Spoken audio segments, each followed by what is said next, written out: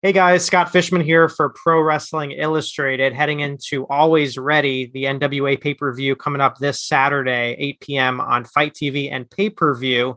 Today we are joined by Taryn Terrell, who will be seconding Natalia Markova, who will be facing Taya Valkyrie, who will also be making her NWA debut this weekend. Taryn, how are you doing today? I'm so good. So, when I peruse your social media, I mean, it seems like, family obviously is a big part of your life these days. Tell me, it seems like right now you've found the balance between, pro wrestling, sports entertainment, whatever you want to call it, the entertainment business and family. So tell me, what's life like right now, juggling being a mom, a wife, and then also continuing your career the way you have? Yeah, it's amazing because I mean, my kids are my priority. My husband is my priority. So it's certainly a weird transition when it's like wrestling for all of these years. And then I had my daughter and I sort of like had to figure out how to balance all of this stuff. And then it's almost like, well, I don't know if I can even wrestle anymore because my kids need this much of me. My husband needs this much of me. But the cool thing with NWA is that I've really been able to like still 95% of my life, 98% of my life is my kids, my family. And then I still get to like be a part of wrestling, So it's like the perfect balance because I'm not on the road. I'm not, we do tapings like every eight to 10 weeks, I think. And so I still get to like get my feet wet and enjoy it and then get to go back to being a mom. It seems like the wrestling business has changed quite a bit since you started. I mean, it seems like, it's become back when you were starting out, it was almost like, either you become a wrestler or you retire and then you go, start a family. But now it seems like you can have the best of both worlds. Just what is it like for you to kind of see that, in all the wrestling promotions that you are finding the balance where they can, still continue their career? It's so cool. So I remember when I was in WWE, it was like, there were a few women that had children, but they almost had to keep it a secret. It wasn't something that they were really allowed to discuss or talk about. It was just sort of like pretty hush hush. So then like once I remember Madison Rain, she had her baby right before I had mine. And there was such a dramatic shift. Like you said, just was all of a sudden it was like, okay, you can, I think it was this idea of when you became a mom and you had kids, that your body was not going to look the same, And so I know that sounds crazy, but once people saw, I mean, I remember having like, after I had my first, I got a text and it was like, hey, this is a weird question, but how is your body going to look? Like, it's like, oh yeah, I forgot that matters in this. Right. But I mean, even that, like that shifted dramatically. Like you don't have to look a certain way. You don't have to be stick thin with 8-pack or, like there's just so many different ways and so many different looks. You can be a mom. You can have this shape or this size or this, whatever. And it's just amazing because it gives so many more women a chance to shine. And you can be any and everything. You can be a mom and a wife and a wrestler and all of those things. I mean, the men have been doing it forever. So why can't the women? Right. I agree. When it comes to, you talked about starting a family, there was a time where you weren't in the wrestling business. When was the moment that kind of brought you back? Where did you get that spark again? Do you remember that day? The truth is that there's never a day that I didn't want to be a part of it. So every time I wasn't a part of it, my heart was still there. And so whether that was like between WWE and TNA, whether that was between TNA and NWA, I was always still trying to, I think after my son was born and I had two, I needed to step away and take a break, just for sort of like medical purposes. My head wasn't feeling great. And, it was a lot. And so I was just sort of like, I think I need to take a break. Once I did, I was so sad and I was just like, shoot. But I was like, my health and my body. I mean, the truth is that like between this and I do stunts as well for film and TV, my body is taking a beating. And you're like, oh my gosh, like I remember being like 22 or 23 and watching like the guys in their 40s and they're like hobbling around backstage. And you're like, like you don't really think much of it. And then like, here I am creeping up on 40 and I'm getting out of bed and I'm like, oh my God, I can barely walk. And certainly I haven't had as many matches as like the Undertaker. Right. But I have worked, if I wasn't working as a wrestler, I was working as a stunt woman. And that's falling downstairs, hitting the concrete, whatever. So my body has taken that beating too. So it's hard to say, I have kids that I have to take care of. Is it worth risking going in the ring and breaking my arm or breaking my leg? And I can't carry my kids, especially when they're little and they need you. So, that was probably the hardest time for me was after I had my second and leaving TNA or Impact at the time, just because it was like, oh gosh, like, do I go in the ring and break a leg and then I can't carry my kids?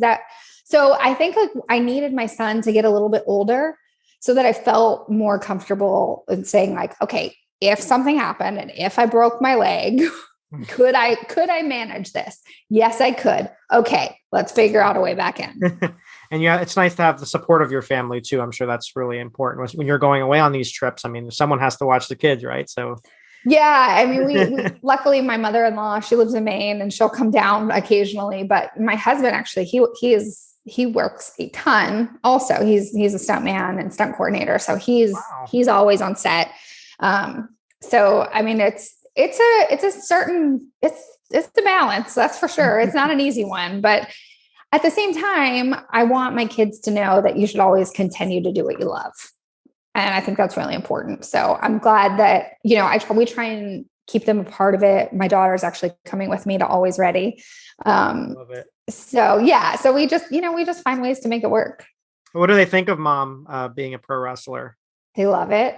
We wrestle in bed almost every night. My son will walk up to me randomly and be like, I'm going to drop kick you. And then he does it. And I'm like, oh, it's a pretty good drop kick. Like, you're 5. I'm pretty Next generation, look out. Yes. So, I mean, I think they think it's really fun. My daughter kind of said to me today, she was like, you know what? Mommy and Daddy have really cool jobs. And I was like, we really do. Like, we really do. And I've said that to so many people that just like friends that aren't in wrestling or they're not in entertainment of some sort of way. And I'm like, you know what? My job feels like it's like recess when you're in school. Like it's all the fun. It's just, you get to have fun. And that's at the end of the day, right? That's all you want to do. Dream come true. Right. Yeah. So, and I mean, I guess they say, what is it? What is that thing? You never work a day in your life if it's fun or something. The saying. You got it. I got you. Well, I just think of career day. When you guys come to career day, you have a mom and dad that's pretty awesome to go to career day with you. Yeah, I just let me body slam my daughter really quick and my son. You talked about finding the NWA. Did that kind of just organically happen where you kind of made an appearance here and there and you're like, you know what, this is really good. Let me kind of continue on. I mean, tell me how. Well, yeah, you know what? I think it was fun because I had worked with Billy Corgan before at Impact, and he was there while I was doing the Dollhouse. So I had kind of gotten to know him. I had met him a very, very long time ago with Natty Neidhart, and we had gone to a Smashing Pumpkins concert. And so she was friends with him. So hearing that he had taken and bought this company, right, which obviously has so much history, was such a cool and unique opportunity that I was like, you know what? How fun would that be to be a part of? And so I ended up getting a call a couple of months probably before I started there. And I wasn't sure if it was going to be something long-term or if it was just sort of an appearance. Like they didn't really explain that to me. So I was just like, all right, well, let's go and see what it's about. And I'll tell you what, after that weekend, I was on cloud 9 because it was the first time that I could say, and now it took me a second. It took me a whole night because they put me on commentary on the first night. And I was like, gosh, do I know who I am as a wrestler and as an entertainer still? Because it's been a while. Do I really know? Do I remember how to do this? And it was like the next day, I sort of was like, oh, okay, got it. Like it totally took me riding a bike. Yeah, it took me 24 hours to be like, shoot, like, can I still do this? But it was so fun. And part of the thing that to me, I love is that, well, first of all, anytime you get to go and be a part of a wrestling roster, you see so many people that you haven't seen in 10, 15 years. And it's just like everything picks up where you left off. You're like, oh my gosh, we were at FCW together training in 2007 or whatever, 2008. It's just so cool. And then I don't know. It's special. And the thing with NWA is a lot of people that are there have been everywhere. They've wrestled everywhere and they've really honed in on who they are as a character and who they are as a wrestler.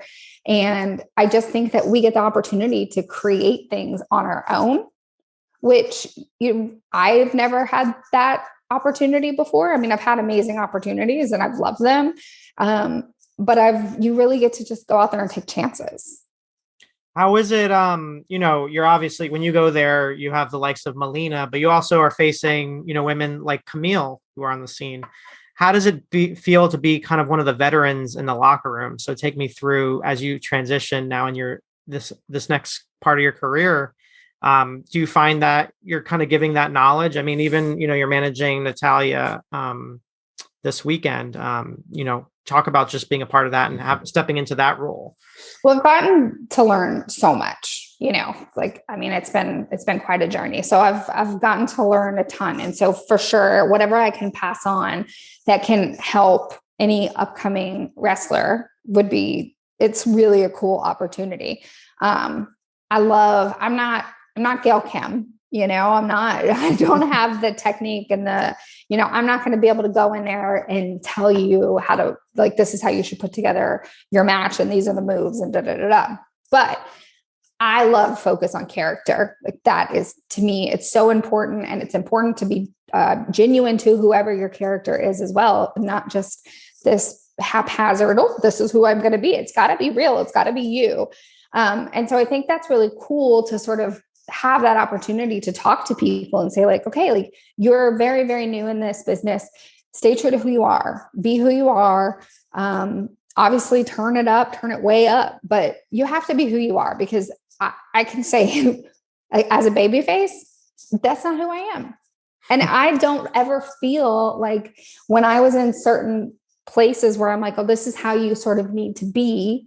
I didn't feel like I got to connect with fans in that genuine way. And it wasn't until I really started coming into my own. And although while it was with the Dollhouse and that sort of thing, it became very genuine to things about me and my personality. And then that's what I was able to do. And so obviously that's really cool, but I also have respect for people like Kamille. So even though, yes, maybe I've been in the industry longer than her, she's an incredible talent. She's so good. And, she's a veteran of that locker room, so I am, maybe to me, I have respect for her because she started the women's division here. So, I think that there are different things that we can learn from everybody, whether they just started or they've been in it or whatever. And it's just good to have common, decent respect for everybody. It's a great attitude to have in any business. Yes, 100%. You're always learning no matter where. And if you're not learning, then maybe you need to find something else to do, I think. Yes, definitely. You mentioned the Dollhouse. I mean, that was one of my, I think that's such an underrated group. I mean, I just love the whole presentation of it. And you mentioned Billy Corgan and just. Were we underrated? I don't think we were underrated. We were rated very properly. But I think we have a renewed appreciation for it as the year, as we see these new groups forming in today's women's wrestling landscape. Just curious, with Marty there, and then we have Mia Yim, who, just exited WWE. Do you think we'll ever see a reunion of you guys? I wish. I don't think that is ever going to happen, as much as I would love for it to, but I think that both of them have grown into such stars, and they don't need to share the spotlight with anybody. They're so good, so talented, so wonderful. As much as I would love to say, let's do this, I think they have grown so much beyond that. And I think that people have really started to see them as, obviously for a long time now, they've seen them as their own. And, obviously Marty and Allison Kay, their thing is amazing. So as much as I would love it, and I'm sad, I keep trying to pitch that I can just join the Hex. I think, it was such a fun time, and I'm pretty sad because the truth of the matter is I'm spilling all the tea for you today.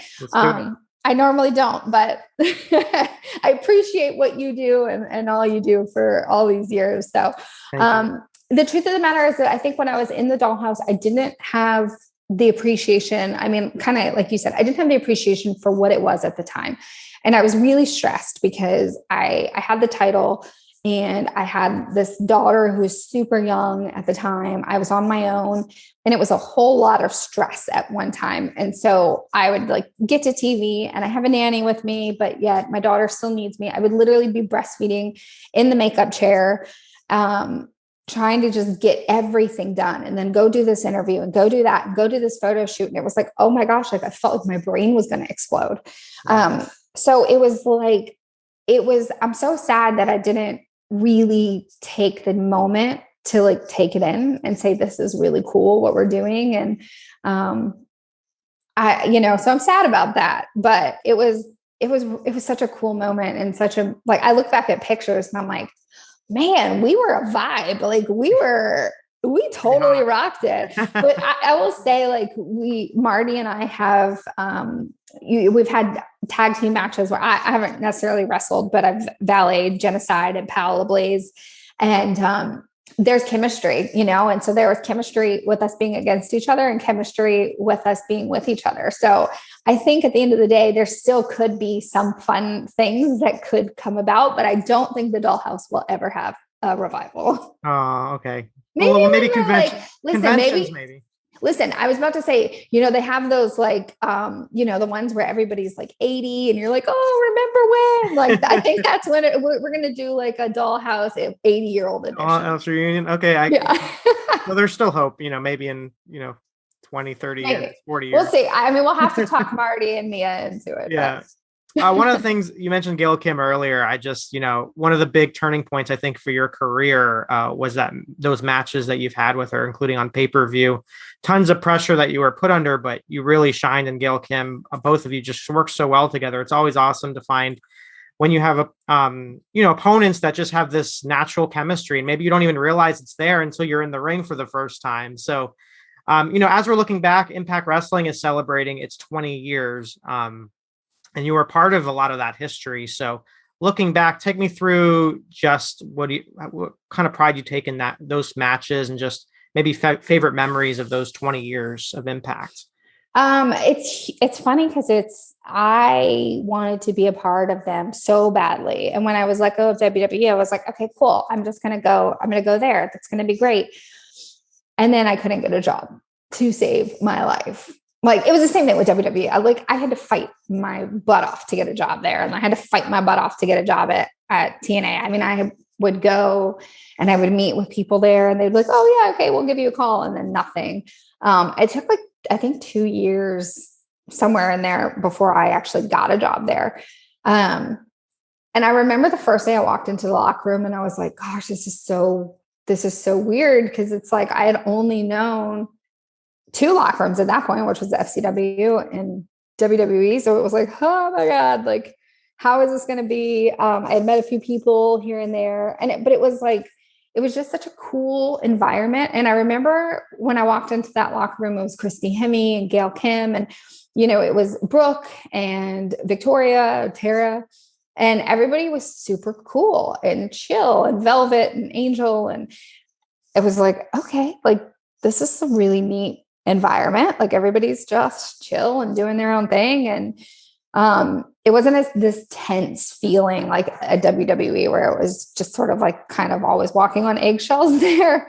And so that was amazing. And then I remember they gave me this referee job and I was like, God, like, all I ever wanted to do was wrestle.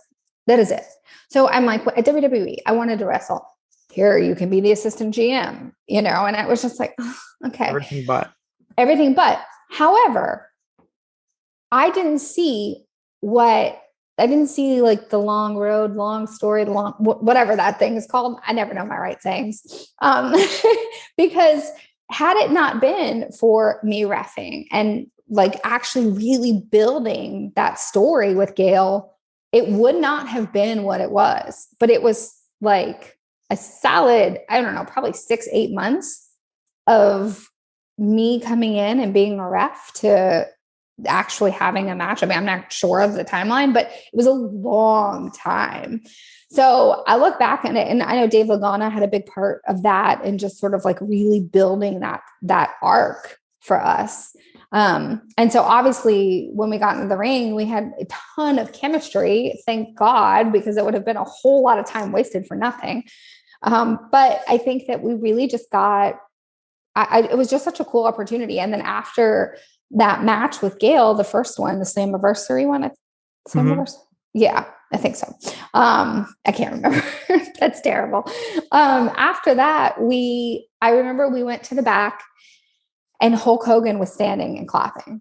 Oh. And for me, that was like, holy fuck, did that just, yes, like inside, like my body hurt so bad, but inside all my little cells were jumping around like this. They were so excited. It was. You're playing it cool probably. And you're like, oh yeah, totally. Oh, thank you. Thank you so much. But, like super appreciative, but inside I'm like, what? And people can, everybody has their opinions on wrestlers, but Hulk Hogan's one of the best. Like he entertained people. He made his name and a company more than, probably anybody. Maybe The Rock has surpassed him, I guess, but Hulk Hogan was just, talk about entertainment. He knew what he was doing. So the fact that he was entertained by what we did, that was a really, really cool moment for me. So, I really love TNA. I loved that company so much. I still do. I think they're amazing. They're, people there just have heart and they're out there just working their butts off. So I'm glad that I can say I was a part of TNA. Well, I think what's great about the business right now is there is a lot of collaboration among companies. So who's to say that, we won't see you on Impact Wrestling or Mia coming over to the NWA. Right. We're seeing Taya this weekend. We see her on Impact Wrestling. So, they always talk about this forbidden door. I think there's there's a wealth of possibilities, I think now. So it's pretty exciting time, I think, not only for women's wrestling, but wrestling in general. It's just an embarrassment of riches right now, I think. It's so fun because everybody, you can, I don't know. Do you watch Big Brother?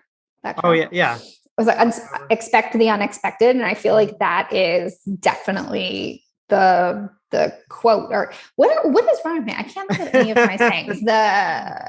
Whatever. You know what I mean? We get what you're saying. But it is like you have no idea what you're going to expect. So it's a really fun time as a fan of wrestling because you're like, you could turn on the TV, you could turn on NWA. You don't know who's going to walk out. You could turn on AEW. TNA, you have no idea what is going to happen, who you are going to see.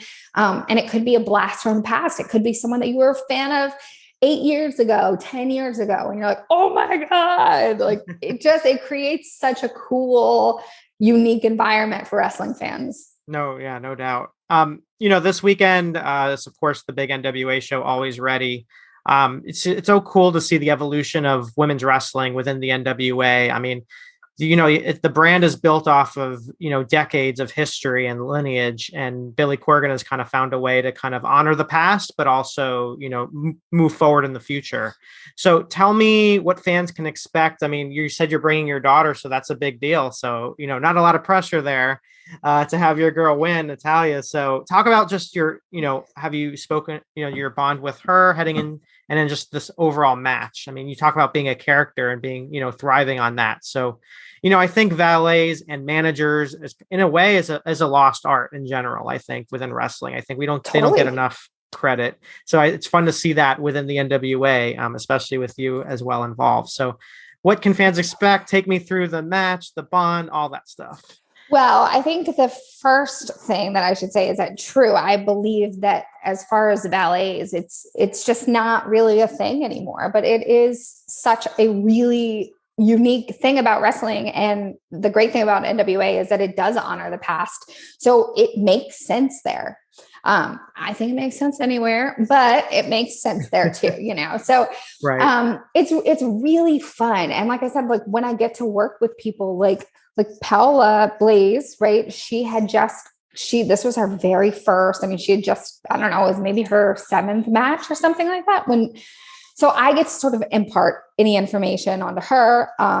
And then now with Natalia, it's the same sort of thing. She's obviously, a great wrestler. She's an insane wrestler. I would not want to wrestle her. She will beat the crap out of anybody. So I will bring a chair, sip a martini, and watch that match and enjoy her beat the crap out of Taya. But I will say that the fun thing about this, and I think really cool thing for fans, is that there's history here. There's history with Taya and I. So she beat me for the longest reigning Knockouts champion holder. She beat me. Now, only beat me because she held it during COVID, is my theory. Okay. Not a theory, it's fact. There's an asterisk there. We got it. So I'm a little salty about that, to be honest, because that was super special to me. And I was there the whole freaking time. We weren't down because of COVID. So I don't think it counts. So I'm a little aggravated about that. So I am not going to be sad watching her get beat down. So I'm excited. As a matter of fact, my daughter, because she's really excited about coming and watching all of this. And so the other day I walk into the kitchen, and true story, there is this yellow legal pad, and she's written down an entire promo against Taya and all the things that she wants to say. And then she draws some stick figures that's got me and Taya, and it says like kick, punch. It's all of these things. And I'm like, yeah. All right. So we got your son. He's going to be wrestling, and your daughter's going to be on creative. So right. Your whole family seems like you're starting a wrestling promotion there. I know. And my husband actually did he was stunt coordinator for AEW like a year ago or something. He went and did a special thing for them. They needed to rappel down into the stadium. And so they needed somebody who could do all of that. So he helped with that. Awesome. He helped with that. Yeah. So it is funny because it was like, okay, like you're coming to be a part of it. I love it. Love that.